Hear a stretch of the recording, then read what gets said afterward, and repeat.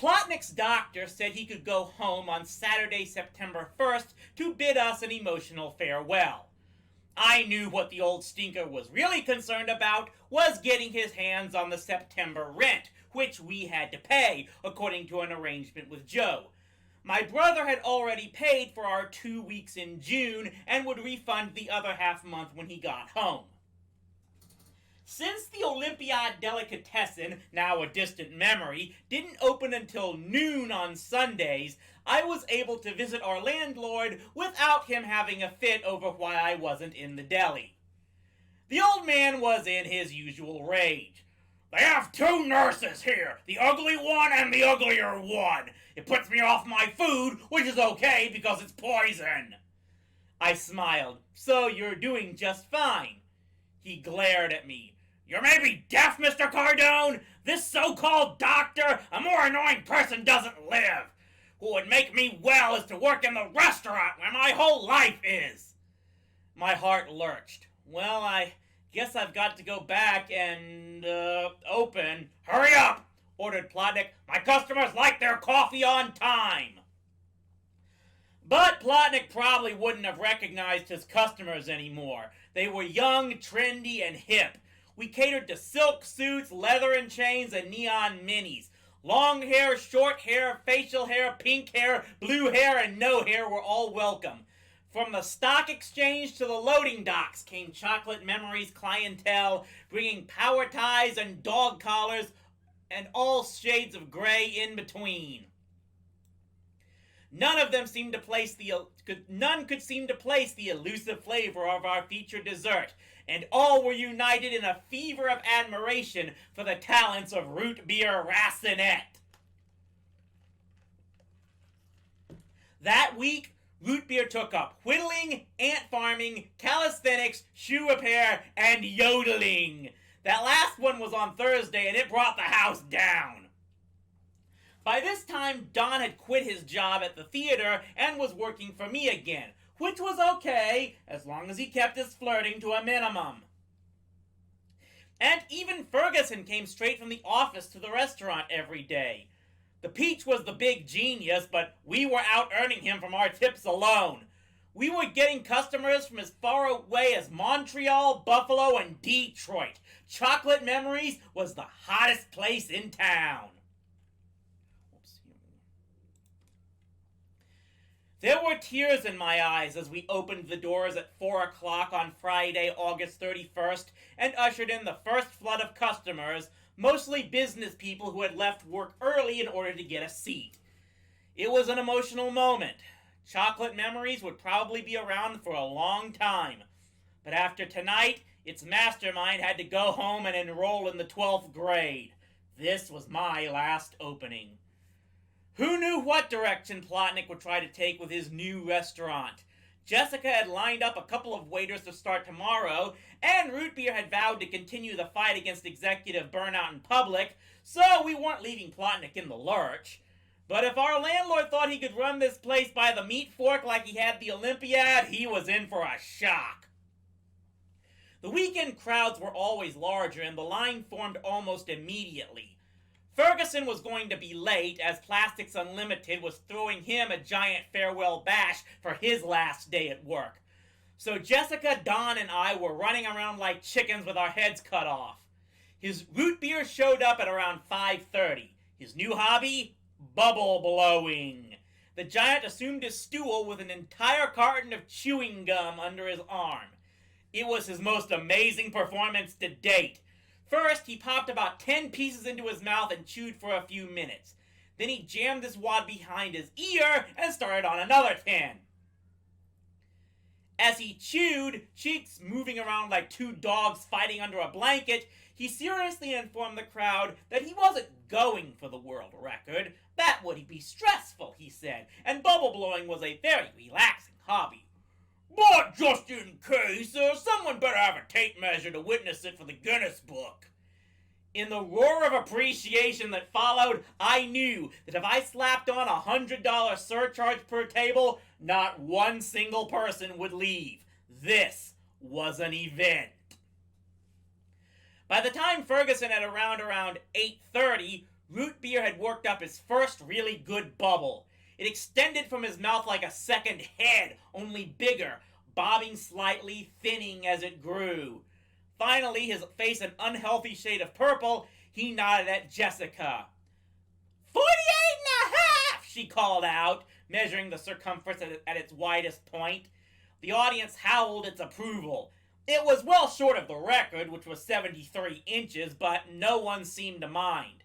Then the bubble burst, and there was Root Beer, his entire head encased in a thick layer of pink gum. He got a standing ovation. Root Beer didn't seem to mind the gunk matting his hair and beard. Instead, he looked with great annoyance at a tiny speck of gum stuck to the front of his poncho. I hate when stuff gets on my stuff! Irritably, he ripped off the poncho and threw it over the counter. It was just like wash day. Debris rained all around him for 30 seconds. The crowd was in an advanced state of hysterics, but Root Beer just popped more gum into his mouth and started on another wad. It was non-average. The sight of Root Beer bare-chested would have made a show in of itself. Add layer upon layer of exploded bubbles from the top of his head to the buckle of his belt, and you had something these people were going to be telling their grandchildren. I was afraid that the combined weight of the standees outside in line, leaning 4 deep against the glass, would bust the show window. They came in awe, they went out in awe, having eaten, laughed, and tipped lavishly. And as the bubbles gradually inched their way towards the record, I knew perfect contentment. It was a storybook ending to an amazing summer. I was taking a breather, basking in this feeling, when I spotted Don backsliding on his promise. There he sat at a corner table in earnest conversation with a pretty redhead. This guy was a Florida-holic. Here, right at the moment of perfection, I was gonna have to fire Mr. Wonderful again and have him hate me all through the 12th grade. Squaring my shoulders, I began snaking my way through to Don, much to the annoyance of the customers who were concentrating on Root Beer. I stopped short. This wasn't just any girl Don was nuzzling up to. It was Kiki. The Kiki. How would Don react? My mind raced back to the hundreds of phone calls at all hours of the day and night, the endless fights with her parents, Mr. Nevin, and our panic the night of the shootout. Don was gonna kill her. I strained to eavesdrop. You sent me on a wild goose chase, Don was saying angrily. You deliberately gave me a phony number and I almost got busted. I was going nuts, she explained, beaming up at him. The number isn't phony, it's right, but I'm not from Toronto. I'm just visiting. I forgot to give you the area code, 519. Don goggled, and so did I. 519? But that's... Have you ever been to Owen Sound? She inquired innocently. As it turned out, not only did Kiki live in the same town, she also lived 10 minutes from Don's house. And when she found out he was Mr. Wonderful, the hockey legend, I figured nothing could stop them. Wrong again. There in the show window stood Kiki's father, his face stony as ever, beckoning to his daughter. I have to go. Painfully, she shook Don's hand and made her way to the door, gazing back at Mr. Wonderful with every step. She said, call me, and was gone. I put my arm around Don's shoulders. Well, what do you have to say to that? The nerve of that girl, he raged. What? Why did she get off acting like Miss Big City Cool when she's really a small town hick? You only talked to her for 30 seconds 2 months ago, I pointed out. And besides, you do the same thing. Mr. Wonderful folded his arms in front of you. Just because it's the same doesn't mean it isn't different, he said smugly. I groaned. Fine, but hang on to her number. For my sake, okay? I have a feeling you're going to need it when this wears off. Suddenly, Don slapped his forehead. Oh no, I think I flushed it! And with that, he shot out the front door and up to apartment 2C in search of his napkin and his destiny. He returned empty-handed and irritable, planning to knock on every door in his neighborhood until he found Kiki starting September 2nd. The ultimate bubble began at about 10 o'clock. It was obvious from the start that this was the one that would catapult Root Beer into history. He started it slowly, applying air steadily, not too quickly, and even in the early stages, you could tell that the pink walls were thick and strong. The crowd fell into a hushed, expectant silence as Root Beer nurtured his masterpiece. Jessica was terrified as she painstakingly held the tape measure around the humongous beach ball and a half that hung in front of Root Beer. She knew that if she slipped and burst what was very possible the largest bubble in the history of man's life on Earth, she would be lynched by our patrons. It took more than one tape measure length. Carefully, she remembered her place and started again from 1. The result came quickly. 74 3/4! Jessica shrieked. Pandemonium broke loose. Our 100+ customers stood up on their chairs and screamed. For a moment, I thought the ceiling would come down. I looked outside. There was dancing in the street. Root Beer and his bubble carefully rose to acknowledge this ovation. It was like New Year's Eve. People were slapping on each other on the back and kissing. Jessica was dancing on the counter, and I was locked in an ecstatic embrace with Don and the Peach. It was the first time all summer that we truly felt what this excursion was supposed to be about. 3 friends taking on the world and winning. I didn't think anything could overpower the roar of the crowd, but something did.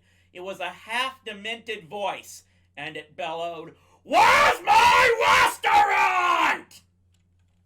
I wheeled to face Plotnik, who stood in the middle of the room, quivering with rage.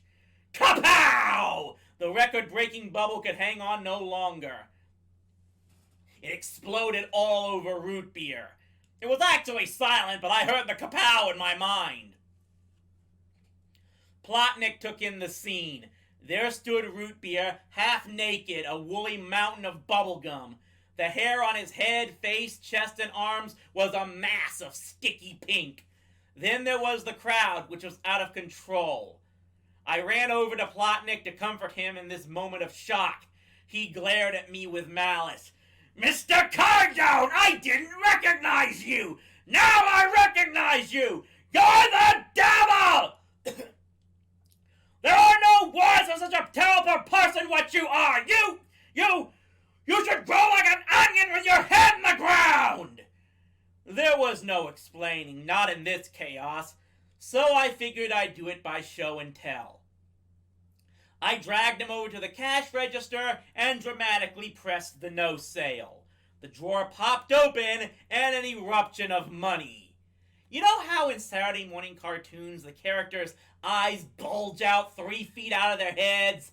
That's what happened to Plotnik. He stared at stray 10s and 20s that felt like waste paper from the jam trays. They came to rest on the metal strong box that we kept under the counter. With a flourish, I opened it too. Fort Knox. In all the time I'd known him, I'd never seen Plotnik at a loss for words. He gawked for a while, his eyes caressing the treasure, and then looked up at me, the devil. "Nobody can be all bad," he conceded. And then he took over. I don't know where he found a greasy apron because the laundry was freshly done, but he did. He hefted his meat fork and smiled at me. "You'll excuse me, Mr. Cardone. I have some freaks to straighten out." He walked right up to Root Beer and pushed him off the stool. "Put your clothes on and get a job!" Then he turned his attention to my patrons. "All right, you mutants," he bawled, marching up and down like a fat drill sergeant. "This establishment is under new management. These are the rules. There will be no throwing up in this restaurant. You're going to see a lot of offensive, degenerate things, and if it makes you crazy, you're out! Food goes from the plate to the mouth, nowhere else! And if you use any filthy, disgusting, nasty language, I'm going to call you parole officers! Have a lovely evening! I was in agony.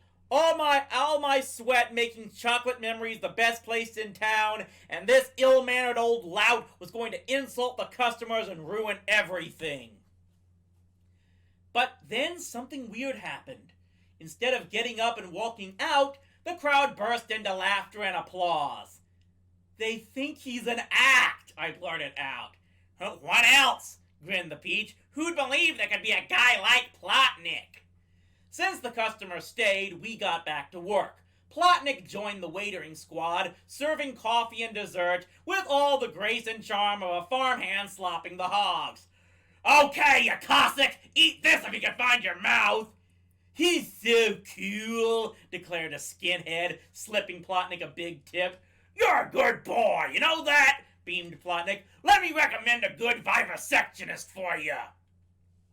The new proprietor was an instant hit, and since Root Beer was in the kitchen trying to get the bubblegum out of his hair, Plotnik was called to the corner for an encore presentation of The Rules.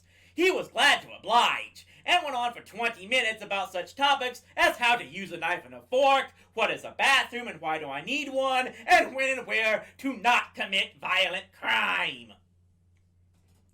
The crowd was convulsed with hilarity when Plotnik interrupted his lecture and stood as still as a statue, nose twitching. A hush fell, and outside, the squeal of tires could be heard. Plotnik raced into the kitchen, and there was the sound of wild scrambling and things being tossed around. Mr. Cardone, where is it? Where is it? In the corner with the broom, I called back. A second later, he burst out, carrying his trusty butterfly net. Waving it at face level to clear a path for himself, he barreled out the door just as a sports car hit the pothole on Bathurst Street. A month in traction had done nothing to dull his reflexes. The hurtling hubcap found the net like a homing pigeon. Chocolate Memories went berserk. Still on the sidewalk, slightly out of breath, Plotnik examined the hubcap with evident pleasure. Then he stood in the doorway and made his announcement. Okay, out! At first, no one took him seriously, but when he started prodding people with the butterfly net, they got the message. They still thought it was part of the show, so there was a lot of laughing and cheering as they filed out, pausing to congratulate Plotnik and pat him on the back. Go home, he told them. You're bringing down the property values. They remained a little longer on the sidewalk outside One Pitt Street, giving our landlord one last round of applause. Then they gradually dispersed.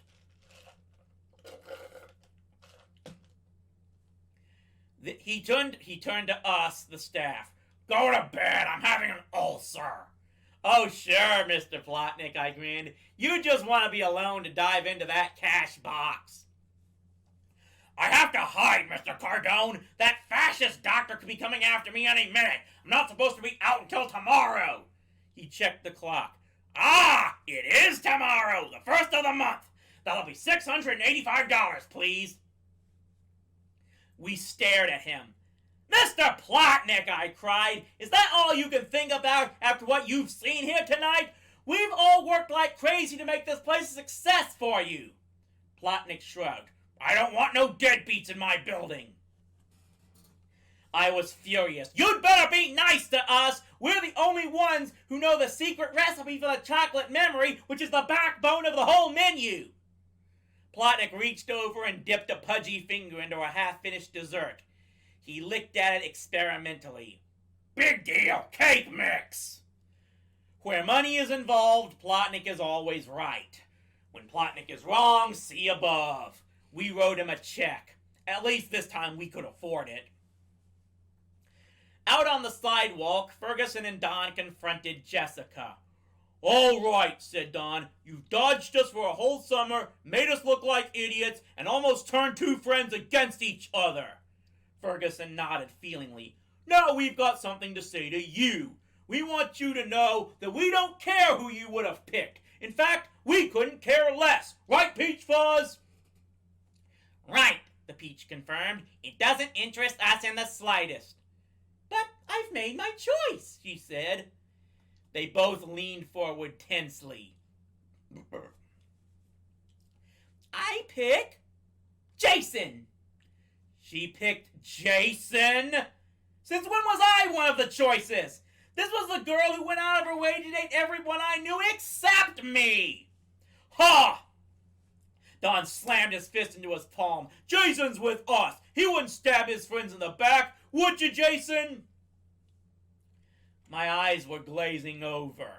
I started having lightning visions. Jessica at the supermarket, casserole day, the 7-day menu. Sure, she'd always run off at the end, but that was a mad dash for class. Come to think of it, for a girl with not one but 2 boyfriends, she hung around me a lot. And coming to work at Chocolate Memories, she hadn't needed a job before. She must have been trying to get close to me. Don tapped me on the shoulder. Would you, Jason? No, I said feebly. She shrugged. Oh, well, no hard feelings. It's been nice meeting you guys. Have a good trip home. Then she turned and headed for Bathurst Street. She picked Jason. All this time, she'd been trying to get through to me. But everything she'd said or done had just made me madder. I was so jealous and resentful at being third choice, worse, no choice, that I'd missed what was right in front of my nose. She picked Jason. And tomorrow, Jason was going back to Owen Sound, and she might as well have picked Plotnik. It was a master stroke of stupidity best summed up in 3 words. I blew it. Mr. Wonderful and the Peach were slapping each other on the back, talking about solidarity and how we showed her. But I was rooted to the spot, watching Jessica disappear around the corner. I wanted to throw myself to the pavement, kicking and screaming. Then they must have caught a glimpse of the look on my face, because suddenly Don gave me a shove. What are you standing here for, you moron? If you run, you can still catch her. Ferguson pushed too. Don't approach her from behind, he advised. Go wide and cut in front. I ran like crazy. It must have been 4 a.m. and it might have been a dream, but I don't think so. The quiet on Pitt Street was shattered by a half-demented voice in the street below. Yoo-hoo, Hamish! Eat your heart!